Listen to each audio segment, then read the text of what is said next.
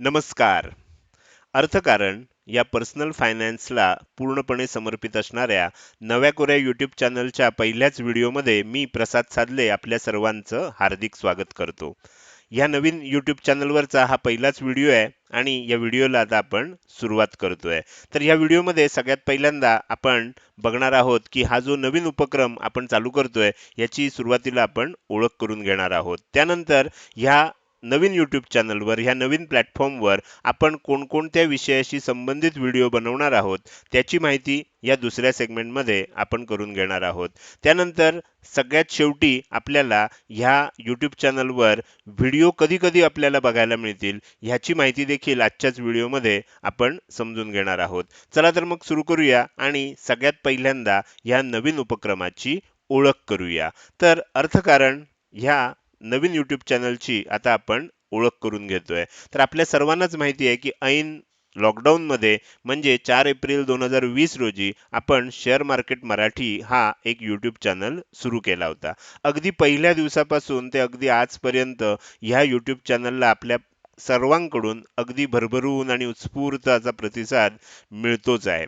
आणि ज्या वेळेला मी ह्या यूट्यूब चॅनलच्या कमेंट वाचत असतो तेव्हा माझ्या एक गोष्ट लक्षात आली की आपली मागणी खूप मोठी आहे आणि शेअर मार्केट मराठी ह्या चॅनलवर ती पूर्ण करणं शक्य नाही आहे. तर त्याच्यामुळे आपल्याला त्याच्यासाठी काहीतरी वेगळा प्लॅटफॉर्म, वेगळा यूट्यूब चॅनल असणं आवश्यक आहे. आणि त्याचमुळे मी हा अर्थकारण ह्या नावानं नवीन यूट्यूब चॅनल तुमच्यासाठी सुरू करतोय. आता आपल्याला नक्कीच एक प्रश्न पडेल की मग शेअर मार्केट मराठी आणि अर्थकारण ह्या दोन चॅनलमध्ये नक्की काय फरक असेल? तर ते आता आपण समजून घेऊया. सगळ्यात महत्त्वाची गोष्ट आपल्या सर्वांनाच शेअर मार्केट मराठीची अतिशय चांगली ओळख आहे. त्यामुळे शेअर मार्केट मराठी आपल्या लक्षात आलंच असेल की हा संपूर्णपणे शेअर ट्रेडिंगला समर्पित असणारा प्लॅटफॉर्म आहे. आणि तुमचे शेअर ट्रेडिंग सोडून इतर जे काही प्रश्न असतात ते आपल्याला शेअर मार्केट मराठी या यूट्यूब चॅनलवर कव्हर करणं शक्य होत नाही. कारण जनरली असं असतं की आपला जो विषय आहे त्या विषयाला स्टिक राहणं हे माझ्या दृष्टीनं महत्त्वाचं असतं. कारण बरेच लोक त्या चॅनलवर त्यासाठी आलेले असतात. तर त्यामुळे तिथे आपण इतर विषय कव्हर केले तर त्यांना कदाचित ते वेगळं वाटू शकतं. तर त्यामुळे आपल्याला बरेच विषय शेअर मार्केट मराठी या यूट्यूब चॅनलवर कव्हर करता येत नाहीत. आणि त्याचमुळे आपण अर्थकारण हा पर्सनल फायनान्सला पूर्णपणे समर्पित असणारा विषय ह्या चॅनलवर बघणार आहोत. आता तुम्हाला इथे पर्सनल फायनान्स आपल्यापैकी सगळ्यांना बऱ्याच लोकांना माहीत असेल की पर्सनल फायनान्स कशाला म्हणतात आणि त्यामुळे हे देखील माहीत असेल की हा खूप मोठा विषय आहे. आता आपल्याला प्रश्न पडलाय की खूप मोठा विषय आहे, मग नक्की काय काय विषय आहेत ह्याच्यामध्ये? तर तेच आता आपल्याला समजून घ्यायचे आहेत. तर पर्सनल फायनान्स आत्ताच म्हटल्याप्रमाणे खूप मोठा विषय आहे आणि त्यामध्ये सगळ्यात पहिल्यांदा येतं ते म्हणजे गुंतवणूक, इन्व्हेस्टमेंट. आता आपल्याला माहिती आहे की इन्व्हेस्टमेंट जनरली दोन प्रकारची असते. एक म्हणजे फिक्स रिटर्न असणारे गुंतवणूक आणि दुसरं म्हणजे व्हेरिएबल रिटर्न असणारी गुंतवणूक. तुम्हाला माहितीच आहे की शेअर मार्केटमध्ये आपण शेअर खरेदी करून गुंतवणूक करू शकतो, ज्याला आपण डायरेक्ट इन्व्हेस्टमेंट म्हणतो, किंवा इनडायरेक्ट इन्व्हेस्टमेंट करू शकतो म्युच्युअल फंडमध्ये गुंतवणूक करून.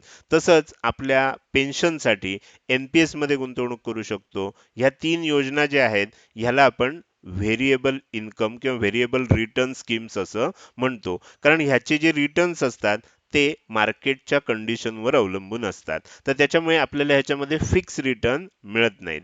तर अशा काही योजना आहेत की ज्या आत्ता मी तुम्हाला इथे सांगितल्या. त्याचसोबत दुसऱ्या काही योजना असतात जशा की PPF म्हणजे पब्लिक प्रॉव्हिडंट फंड, किंवा SSY म्हणजे सुकन्या समृद्धी योजना असतील, किंवा वेगवेगळ्या प्रकारचे बॉन्ड असतात, डिबेंचर्स असतात, कॉर्पोरेट FDs असतात, P2P लेंडिंग मध्ये इन्व्हेस्टमेंट असते, बँकांमध्ये वेगवेगळ्या प्रकारची गुंतवणूक असते, पोस्ट ऑफिसमध्ये वेगवेगळ्या प्रकारची गुंतवणूक असते. तर थोडक्यात गुंतवणूक हा एक विषय पर्सनल फायनान्समध्ये येतो जो आपण आपल्या ह्या चॅनलवर कव्हर करणार आहे. जनरली असं म्हटलं जातं की आपण सगळी अंडी एकाच बास्केटमध्ये ठेवायची नसतात, कारण चुकून जर त्या बास्केटला धक्का लागला तर सगळी अंडी फुटू शकतात. गुंतवणुकीचंही तसंच आहे. ह्यालाच गुंतवणुकीच्या भाषेमध्ये, तांत्रिक भाषेमध्ये डायव्हर्सिफिकेशन असं म्हणतात. तर आपल्याला आपले जे पैसे आहेत ते गुंतवणूक करत असताना वेगवेगळ्या प्रकारच्या योजनांमध्ये गुंतवणूक करायची असते. काही फिक्स रिटर्न देणाऱ्या स्कीम असतात त्याच्यामध्ये गुंतवणूक करायची असते, काही व्हेरिएबल रिटर्न देणाऱ्या स्कीम्स असतात त्याच्यामध्ये गुंतवणूक करायची असते आणि ह्या सगळ्याची अतिशय इन डेप्थ अशी माहिती आपल्या ह्या चॅनलवर नक्कीच उपलब्ध होणार आहे. दुसरा विषय असतो पर्सनल फायनान्समध्ये, तो म्हणजे इन्शुरन्सचा.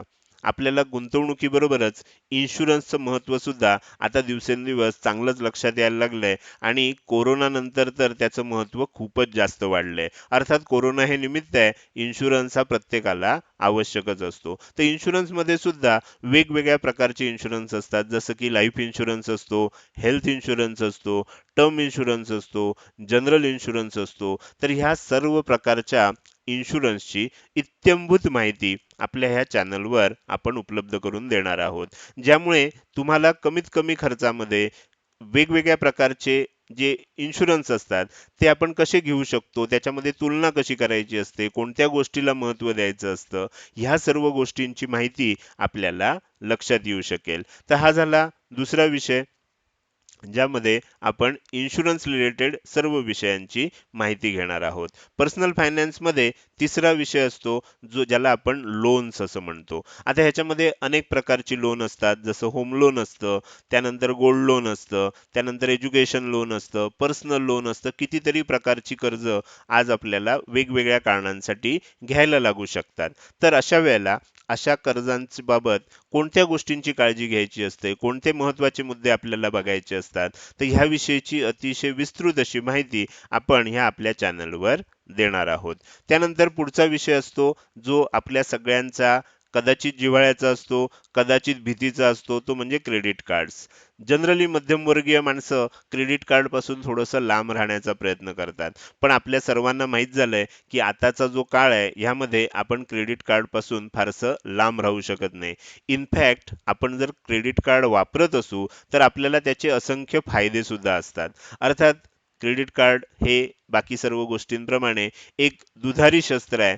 त्याचा योग्य पद्धतीनं वापर केला तर आपल्याला खूप मोठा त्याच्यातनं फायदा करून सुद्धा घेता येतो आणि चुकीच्या पद्धतीनं जर आपण त्याचा वापर केला तर आपण कर्जाच्या जाळ्यामध्ये अडकू पण शकतो. त्याला डेट ट्रॅप असं म्हटलं जातं. तर त्यामुळे क्रेडिट कार्डचा प्रभावीपणे वापर कसा करायचा, आपल्या गरजांनुसार कोणत्या प्रकारचं क्रेडिट कार्ड आपल्याला मिळतं, कुणाला मिळू शकतं, क्रेडिट कार्डविषयी सर्व गोष्टींची अतिशय इत्थंभूत माहिती आपण आपल्या ह्या चॅनलवर घेणार आहोत.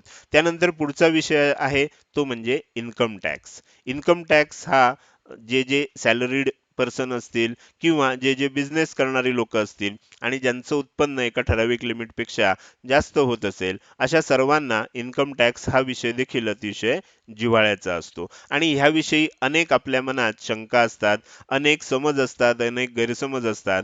तर ह्या विषयाची सुद्धा आणि दरवर्षी काय होतं, काही ना काही नियमामध्ये बदल होत जातात. तर त्यामुळे अशा विषयांची अपडेटेड माहिती आपल्याला असणं आवश्यक असतं. त्याचबरोबर बरेच जण मला नेहमी प्रश्न विचारतात, की सर आम्ही शेअर मार्केटमध्ये ट्रेडिंग करतो. ट्रेडिंगमध्ये आम्हाला जर समजा उत्पन्न मिळत असेल, तर त्याच्यावर काही टॅक्स द्यावा लागतो का? मग माझं उत्पन्न समजा 2.5 लाखाच्या वर असेल किंवा कमी असेल आणि मला शेअर मार्केटमधनं समजा ट्रेडिंग करून काही उत्पन्न मिळालं, तर टॅक्स द्यावा लागेल का? आपले प्रश्न जे असतात ते असंख्य प्रकारचे असतात. मग अशा सर्व प्रश्नांची उत्तरं आपण आता आपल्या ह्या चॅनलवर देणार आहोत. तर तुम्हाला आता थोडक्यात लक्षात आलं असेल, की आपल्या दैनंदिन जीवनामध्ये आपल्याला आर्थिक विषयाशी जेवढे काही संबंधित विषय आहेत, ते सर्व विषय आपण ह्या चॅनलवर कव्हर करणार आहोत. तर ह्यामध्ये सर्व अत्यावश्यक गोष्टी तर कव्हर करणारच आहोत. त्याचबरोबर महत्त्वाच्या गोष्टी, कारण असं म्हटलं जातं, की आपल्याला जर आर्थिक ज्ञान नसेल, तर ह्या काळात आपल्याला असं म्हणता येईल, की आपण शिकलोच नाही. म्हणजे ज्याला आपण अशिक्षित किंवा अडाणी आहोत असा त्याचा अर्थ होऊ शकतो. त्यामुळे आपल्याला दैनंदिन व्यवहारात लागणाऱ्या ज्या काही वेगवेगळ्या आर्थिक गोष्टी आहेत, त्याचं संपूर्ण ज्ञान असणं आवश्यक आहे आणि तेच देण्याचा आपल्या ह्या चॅनलवर प्रयत्न असणार आहे. आता आपण बघूया, की हे सर्व व्हिडिओ आपल्याला कधी-कधी उपलब्ध होतील. कारण नेक्स्ट प्रश्न आपल्या मनात नक्कीच येणार, हे सगळे व्हिडिओ काही आपल्याला एकाच दिवशी उपलब्ध करून देणं शक्य होणार नाही. तर ते आपण योग्य वेळी उपलब्ध करून देणार आहोत. तर ते कधी उपलब्ध होतील, तर त्याची माहिती आता आपण बघणार आहोत. सगळ्यात महत्त्वाचं, सुरुवातीला जेव्हा आपण हा चॅनल चालू करतोय, तर काही दिवस आपण काय करणार आहे, आठवड्यातून एकच व्हिडिओ उपलब्ध करून देणार आहे.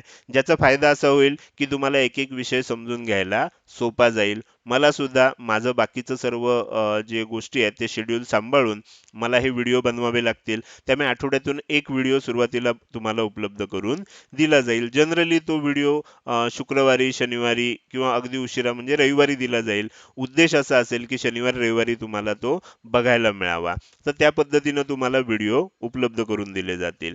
त्यानंतर काही दिवसांनी जसं आपल्याला हे सगळं रुटीन सेट होईल, त्यानंतर आठवड्यातून 2 व्हिडिओ उपलब्ध करून देण्याचा नक्कीच प्रयत्न असेल आणि मला असं वाटतं की जास्तीत जास्त 2 किंवा खूप म्हणजे 3 व्हिडिओज आपण आपल्या या प्लॅटफॉर्मवर आठवड्यातून उपलब्ध करून देणार आहोत. ह्याच्यापेक्षा जास्त व्हिडिओ आपल्याला देता येणं आत्ता तरी शक्य नाहीये. ज्यावेळेला शक्य होईल त्यावेळेला नक्कीच ते उपलब्ध करून देण्यात येतील. त्याचबरोबर आणखीन एक महत्त्वाची गोष्ट आहे, की एकदा हा चॅनल जसा सेट होत जाईल, तसं मी तुम्हाला काही फ्री कोर्सेस सुद्धा ह्या चॅनलवर उपलब्ध करून देणार आहे. आता ती व्हिडिओ कोर्स सीरीज असणार आहे, ज्याच्यामध्ये तुम्हाला एक विषय घेऊन त्या विषयाची संबंधित सर्व माहिती त्या व्हिडिओ सीरीजमध्ये, त्या प्लेलिस्टमध्ये उपलब्ध करून दिली जाईल. काही उदाहरणं सांगतोय, एवढेच असतील असं नाही, याच्यापेक्षा जास्त पण असणार आहेत. सगळ्यात महत्त्वाचं म्हणजे म्युच्युअल फंडमध्ये गुंतवणूक. आता म्युच्युअल फंडमध्ये आपल्याला जर बघायला गेलं, तर अगदी ₹500 पासून सुद्धा आपण गुंतवणूक करू शकतो. मग ती गुंतवणूक कशी करायची असते? कोणता फंड निवडायचा? आपलं अपेक्षा काय आहे? किती वर्षांनी आपल्याला ते पैसे लागणार आहेत? आपल्याला रिटर्नची अपेक्षा काय आहे? कोणत्या उद्देशानं आपण ती गुंतवणूक करतोय? ह्यावरनं म्युच्युअल फंडमध्ये वेगवेगळ्या स्कीम्स असतात. त्या कशा निवडायच्या? मग त्याच्यामध्ये आपल्याला सिप म्हणजे काय असतं? SWP म्हणजे काय असतं? STP म्हणजे काय असतं? असे अनेक टेक्निकल विषय असतात, जे अतिशय सोप्या मराठीमध्ये मी तुम्हाला समजून सांगणार आहे. जेणेकरून तुम्हाला कुठल्याही आर्थिक सल्लागाराची माहिती घेण्याची गरज नाही. तुम्ही स्वतः सुद्धा ही माहिती बघितल्यानंतर तुमच्या स्वतःसाठी माहिती रिसर्च करू शकता. इतकी माहिती आपण या व्हिडिओमधनं उपलब्ध करून देणार आहोत. त्यानंतर शेअर्समध्ये गुंतवणूक करायची असेल, तर अनेकांना असं वाटतं की शेअरमध्ये गुंतवणूक करणं हे रिस्की आहे. शेअरमध्ये ट्रेडिंग करणं रिस्की आहे. शेअर्समध्ये चांगल्या शेअरमध्ये जर तुम्ही गुंतवणूक करत असाल, तर तुम्हाला एक गोष्ट लक्षात येईल, की आजपर्यंत जे लोकं नॉर्मल आयुष्य, आर्थिक आयुष्य जगत होते आणि त्यानंतर त्यांना त्यांच्या आयुष्यात अचानक आर्थिक सुबत्ता आली, असं जर दिसत असेल, तर ते केवळ आणि केवळ शेअर मार्केटमधल्या इन्व्हेस्टमेंटमुळे, इन्व्हेस्टमेंट हा शब्द वापरतोय, ट्रेडिंग वापरत नाहीये. तर इन्व्हेस्टमेंटमुळेच आलेली आपल्याला लक्षात येते. किंवा तुम्ही भारतातले सर्वात श्रीमंत व्यक्तींची यादी बघितलीत किंवा तुम्हाला अशा पद्धतीची माहिती जेव्हा बघत जाल, तेव्हा तुमच्या लक्षात येतं, की ह्यापैकी प्रत्येकानं शेअर्समध्ये गुंतवणूक केलेली असते. आपल्याला सुद्धा शेअर्समध्ये सुरक्षितरित्या गुंतवणूक करायची असेल, तर काय काळजी घेतली पाहिजे? शेअर्स कसे निवडले पाहिजेत? मी कसे शेअर्स निवडतो? ह्या सर्व गोष्टींची माहिती आपल्याला ह्या कोर्समध्ये करून देण्यात येईल. त्यानंतर पुढे आपल्याला सगळ्यात महत्त्वाची गोष्ट आहे, मगाशीच मी सांगितलं, की सगळी अंडी आपल्याला एकाच बास्केटमध्ये ठेवायची नसतात. त्यालाच तांत्रिक भाषेमध्ये डायव्हर्सिफिकेशन असं म्हणतात. तर डायव्हर्सिफिकेशन नक्की कसं करायचं असतं? म्हणजे सगळेच पैसे शेअर्समध्ये गुंतवायचे नाहीत. तसंच सगळेच पैसे आपल्याला बँकेच्या एफ-डीमध्ये सुद्धा गुंतवायचे नसतात. आपल्या वेगवेगळ्या गरजा लक्षात घेऊन आपल्याला काही पैसे बँकेमध्ये सुद्धा ठेवावे लागतात, काही शेअर्समध्ये, काही म्युच्युअल फंडमध्ये, काही इन्शुरन्समध्ये, अशा वेगवेगळ्या ठिकाणी आपल्याला पैसे गुंतवता येतात. आणि कशा पद्धतीनं आपण आपल्या दैनंदिन आयुष्यामध्ये आर्थिक नियोजन करू शकतो, हे आपल्याला ह्या चॅनलच्या सहाय्यानं सांगायचा माझा प्रयत्न असणार आहे. तर हे झालं आपल्या ह्या नवीन उपक्रमाची ओळख. आता आपल्याला सगळ्यात महत्त्वाची गोष्ट आहे, ते म्हणजे आपल्या सर्वांकडून ह्या चॅनलला सहकार्य अपेक्षित आहे. आता सहकार्य म्हणजे काय? तर सगळ्यात महत्त्वाचं म्हणजे अजूनपर्यंत जर तुम्ही ह्या चॅनलला सबस्क्राईब केलं नसेल, तर आत्ता हे वाचत असतानाच सबस्क्राईब करून टाका. कारण नंतर एकदा व्हिडिओ संपला की आपण विसरून जातो. त्यामुळे सगळ्यात पहिलं काय करायचं, तर सबस्क्राईब करायचं आणि शेजारी असणाऱ्या बेल आयकॉनला क्लिक करायचं आणि तिथे तुम्हाला 3 ऑप्शन दिसतात. त्यातला ऑल ऑप्शन निवडून टाकायचा. म्हणजे जेव्हा-जेव्हा मी ह्या YouTube चॅनलवर कुठलाही व्हिडिओ अपलोड करीन किंवा कुठलीही कमेंट टाकीन, तुम्हाला त्याचं नोटिफिकेशन येईल. तर चॅनलला सर्वांनी सबस्क्राईब करा आणि बेल आयकॉनला क्लिक करून ऑल हा ऑप्शन अवश्य निवडा. त्यानंतर ह्या व्हिडिओला, जर तुम्हाला हा व्हिडिओ नक्कीच आवडला असणार आहे आणि तुम्ही आपल्या परिवाराचेच सदस्य आहात, त्यामुळे लाईक करायला अजिबात कंजूसी करू नका. असं म्हटलं जातं, की मराठी माणूस जो असतो, हा पटकन एखाद्या गोष्टीला आपली कमेंट देत नाही. पटकन त्याचा प्रतिसाद देत नाही. पण मला ह्या 4 वर्षात अतिशय चांगला अनुभव आलाय. मला असं लक्षात आलंय, की आपण सर्व परिवारातले सदस्य असल्यामुळे प्रत्येक व्हिडिओ बघायला सुरुवात केलीच, की लोकं आधीच लाईक करतात आणि मग पुढे व्हिडिओ बघतात आणि बघून झाल्यानंतर मग चांगल्या-चांगल्या कमेंट करतात. तर तुम्ही ह्या गोष्टी जसं शेअर मार्केट मराठीला प्रतिसाद देताय, इथे देखील द्या आणि आपल्याला सहकार्य करा. आता ह्याचा फायदा काय असतो? ह्यातनं मला काही लगेच तुम्ही एक लाईक केलत म्हणजे मला काही त्यातनं पैसे मिळतात का? असं काही नसतं. तुम्ही जेव्हा एखाद्या व्हिडिओला लाईक करता किंवा एखाद्या व्हिडिओच्या खाली कमेंट करता, तर त्याच्यामुळे YouTubeला समजतं, की हा व्हिडिओ लोकांना आवडतोय. मग YouTube काय करतं? आपल्याच सारख्या इतर मराठी लोकांना तो व्हिडिओ रेकमेंड करतं आणि त्याच्यामुळे काय होतं, की आपल्या YouTube चॅनलची प्रसिद्धी आणखीन जास्त होते. ज्याच्यामुळे आपल्या परिवारात आणखीन जास्त सदस्य जॉइन होऊ शकतात. एवढाच त्याच्यामधला उद्देश असतो. तर त्यामुळे इथून पुढे आपल्या प्लॅटफॉर्मवर व्हिडिओ आला, की पहिलं गोष्ट बघायला सुरुवात केल्यावर नक्की लाईक करा आणि बघून झाल्यावर कसा वाटला याची जी काही जेन्युइन प्रतिक्रिया असेल ती नक्की द्या. त्याचसोबत हा व्हिडिओ तुम्ही काय करू शकता, आपल्या मित्रपरिवाराला शेअर देखील करू शकता. त्याचसोबत तुम्हाला तुमच्या ज्या काही सूचना असतील, तर त्या सूचनासुद्धा तुम्ही नक्की द्या. तुम्हाला काय बघायला आवडेल, कोणत्या विषयाची माहिती बघायला आवडेल, ही माहितीसुद्धा किंवा तुम्हाला काही बदल पाहिजे असेल, तर तो सुद्धा तुम्ही या सूचनांच्या माध्यमातून, कमेंटच्या माध्यमातून माझ्यापर्यंत पोहोचवू शकता. मला खात्री आहे, की शेअर मार्केट मराठीप्रमाणेच तुम्ही ह्या YouTube चॅनलला सुद्धा असाच भरभरून प्रतिसाद द्याल आणि ह्या चॅनलची सुद्धा प्रसिद्धी शेअर मार्केट मराठीपेक्षा जास्त होईल अशी मला खात्री वाटते आणि ही खात्री केवळ आपल्या आणि आपल्यामुळेच वाटतेय हे लक्षात असू द्या. तर आजच्या या व्हिडिओमध्ये आपण इथेच थांबूया. इथेच मी आपली रजा घेतोय. धन्यवाद.